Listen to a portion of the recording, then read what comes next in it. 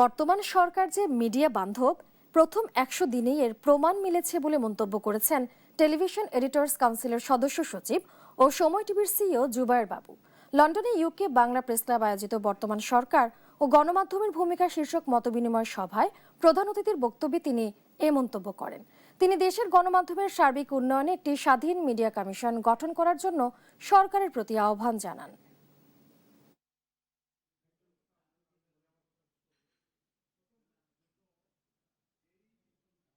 সরকার কিন্তু